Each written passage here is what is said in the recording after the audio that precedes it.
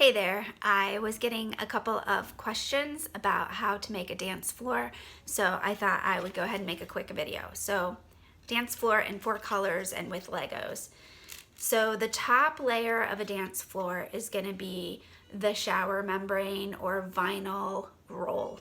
So you can order that through a different dance company, but if you go to Home Depot, you can actually get what's called shower membrane, and that rolls out over the top, and that is the vinyl layer that is smooth and silky, and the dancer is able to slide on it and move their feet where they need to, but it also adds a little bit of the grip that they need to be able to spread their toes and not fall. And then the next layer is usually a plywood, and it doesn't need to be super thick. 1/4 inch, 1/2 inch plywood would work. And then the next layer, so that's our blue, I'm going to take these off. The next layer can be either the same kind of plywood or actually press wood.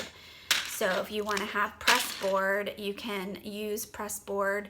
It's cheaper, and you can use 4x8 pieces. And then to the floorboard, you want to have a foam of some kind. So you can even use the puzzle piece foam that is about 1 inch thick or 1/2 inch thick. And you want to put those squares on your corners and in the center, because when you're dancing on a floor, you kind of want to make sure that there's a little bit of spring so that the dancer can jump without the floor hitting the concrete. So these foam pieces actually make that possible. So from that point, it can go down on top of your concrete floor, okay? Now, if you're trying to save money, you can do some things to cut costs, like even rearrange them a little bit differently. I think they're very much so needed on the corners, but as you spread your floor out, you may find a way to share them with other boards. You just want to make sure that your board is not going to break and that you have enough absorbency to really support the board when the dancer jumps.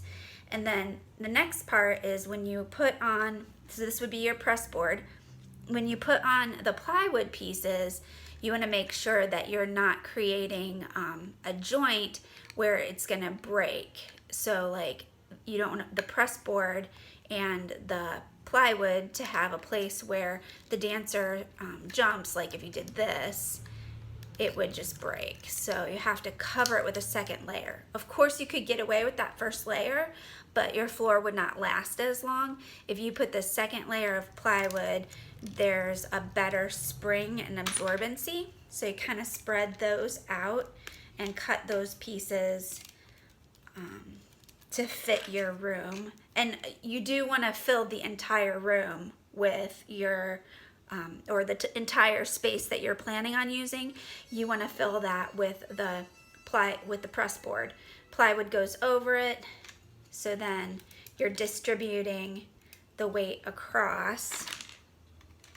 So you can save costs by only going with the press board and then putting your vinyl floor over it. But if you can, you want to add in another plywood layer. So then you've got the whole room with that layer too. So 3 layers so far. And after that, then you can put your roll out shower membrane or vinyl marley or vinyl flooring. Shower membrane is usually around $6 or $7 for a square yard. Whereas if you buy it through a flooring company, it can go up to $11 or $12 a square yard. So I hope this helps you make your home studios. I can't wait to see what you guys produce this summer.